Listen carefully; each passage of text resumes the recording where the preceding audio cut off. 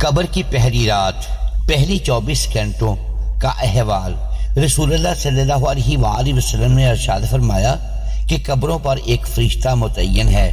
جب میت کو دفن کر دیا جاتا ہے اور لوگ واپس جانے کے لیے مڑتے ہیں تو وہ فرشتے قبر سے ایک مٹھی بھر مٹی لے کر لوگوں پر پھینک دیتا ہے اور کہتا ہے بسم اللہ الرحمن الرحیم، اپنی دنیا کی طرف واپس چلے جاؤ اور اپنے مرنے والے کو بھول جاؤ۔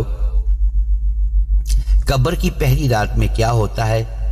حضرت علی رضی اللہ تعالی عنہ نے فرمایا کہ میں نے رسول اللہ صلی اللہ علیہ وآلہ وسلم کو فرماتے سنا کہ انسان کی مشکل ترین رات قبر کی پہلی رات ہوتی ہے،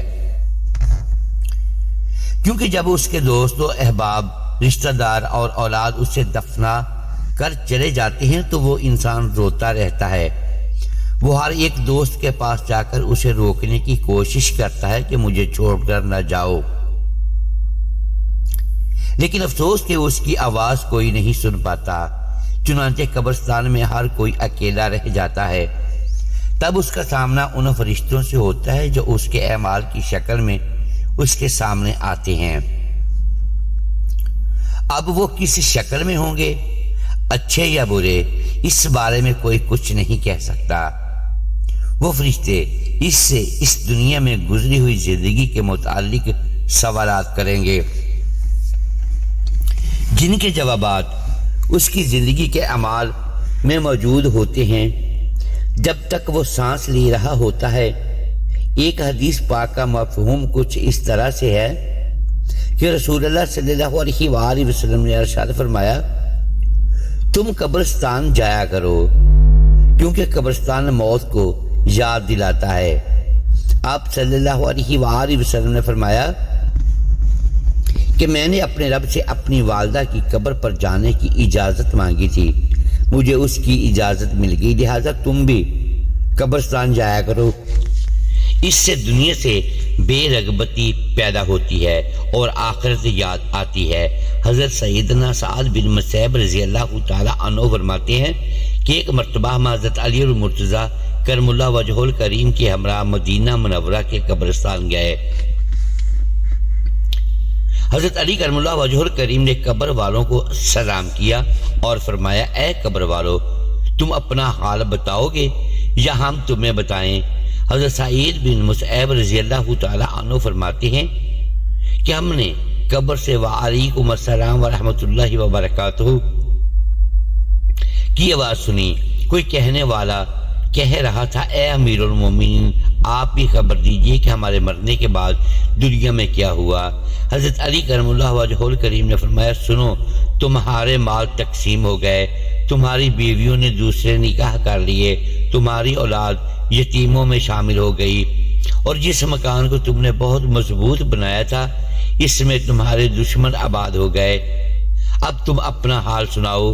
یہ سن کر ایک قبر سے آواز آئی، اے امیر المومنین، ہمارے کفن پھٹ کر تار تار ہو گئے، ہمارے بال جھڑ کر منتشر ہو گئے، ہماری کھالیں ٹکڑے ٹکڑے ہو گئیں، ہماری آنکھیں بہہ کر رخساروں پر آ گئیں۔ ہم نے جو نیک اعمال کیے تھے ان کو پایا اور جو کچھ پیچھے چھوڑا اس میں ہمارا نقصان ہوا۔ قبر میں اعمال کا استقبال۔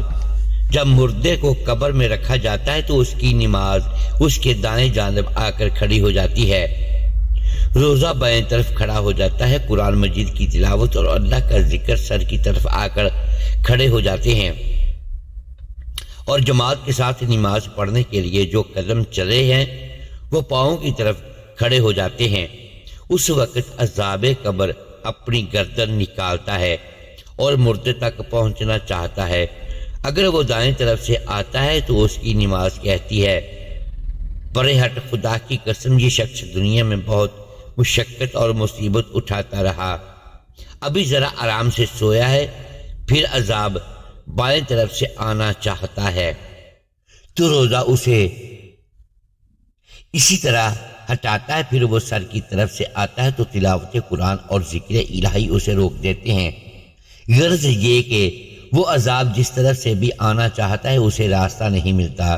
یہ اس وجہ سے کہ اللہ تعالیٰ کے اس بندے نے اپنی زندگی میں دنیا کے اندر رہ کر یہ عبادتیں کی تھیں۔ لہذا وہ عذاب عاجز اور کمزور ہو کر واپس چلا جاتا ہے۔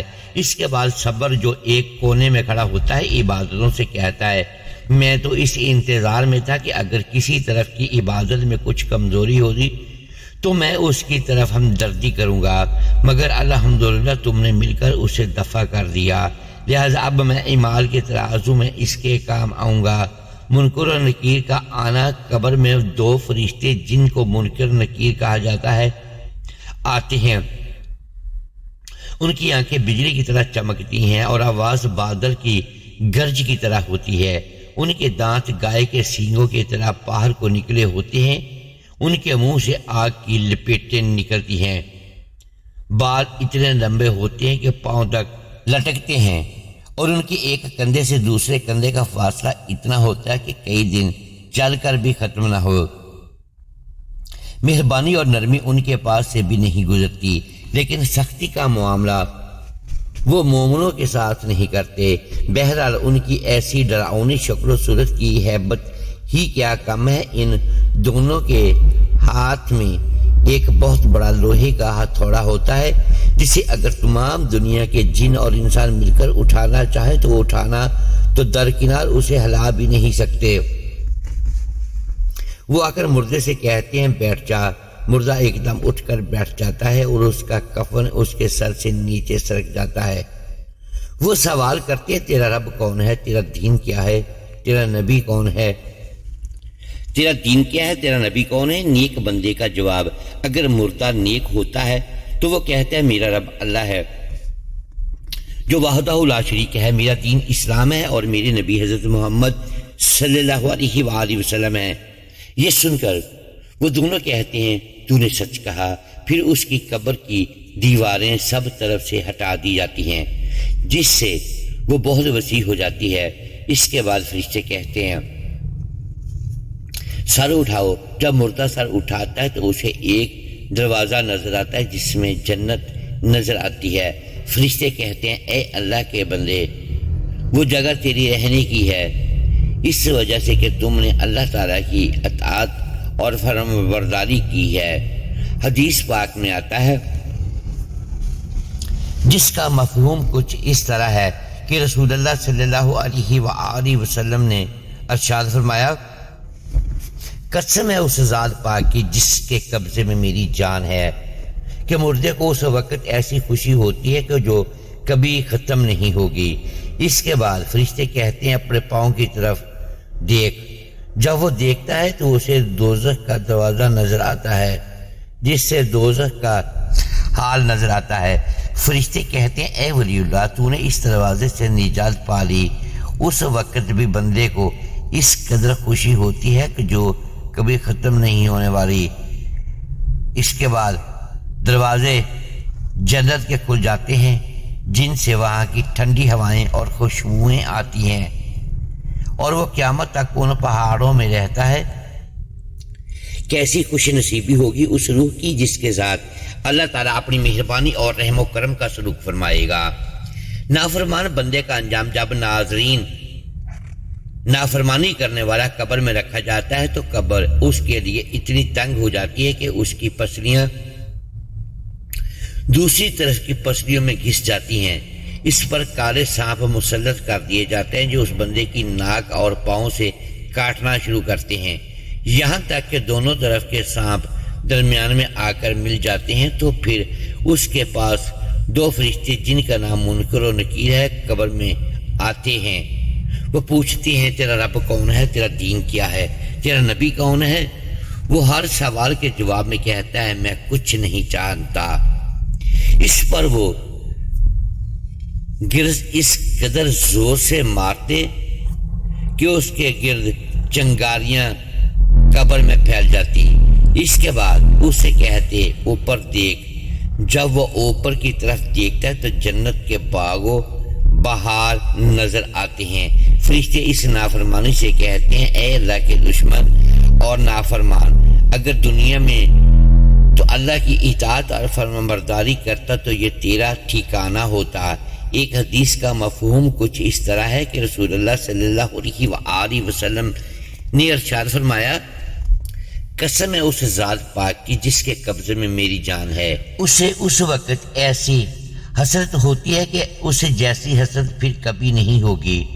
پھر اس کے لیے دوزخ کا دروازہ کھول جاتا ہے اور فرشتے کہتے ہیں اے اللہ کے دشمن، یہ تیرا ٹھکانہ ہے اس لیے کہ تو نے اللہ تعالیٰ کی نافرمانی کی۔ اس کی قبر میں 70 دروازے جہنم کے کھول دیے جاتے ہیں جن سے قیامت تک گرم ہوائیں اور دھواں وغیرہ اسے آتا رہتا ہے۔ آخری بات، ایک حدیث کا مفہوم کچھ اس طرح ہے کہ رسول اللہ صلی اللہ علیہ وآلہ وسلم نے ارشاد فرمایا کہ اللہ تعالیٰ کی طرف سے قبروں پر ایک فرشتہ متعین ہے۔ جب میت کو دفن کیا جاتا ہے تو وہ اس کی قبر کی مٹی ہموار کرتا ہے۔ جب لوگ واپس جانے لگتے ہیں تو وہ قبر سے ایک مٹھی بھر مٹی لے کر لوگوں پر پھینک دیتا ہے اور کہتا ہے اپنی دنیا کی طرف واپس چلے جاؤ اور اپنے مرنے والے کو بھول جاؤ۔ اللہ تعالیٰ ہمیں نیک اعمال کرنے کی توفیق عطا فرمائے۔ محترم ناظرین، امید ہے آج کی یہ ویڈیو آپ کو پسند آئی ہوگی۔ ناظرین گرامی، اگر ہم اس ویڈیو میں الفاظ کی درستگی دانستہ یا دیدہ دانستہ درست نہیں کر پائے تو ہم آپ سے معذرت خواہ ہیں اور اللہ کے حضور معافی کے طلبگار ہیں۔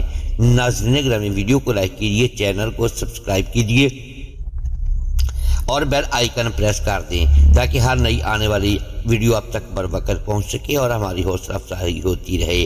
اگلے ویڈیو تک کے لیے اجازت دیجیے گا۔ شکریہ، اللہ حافظ۔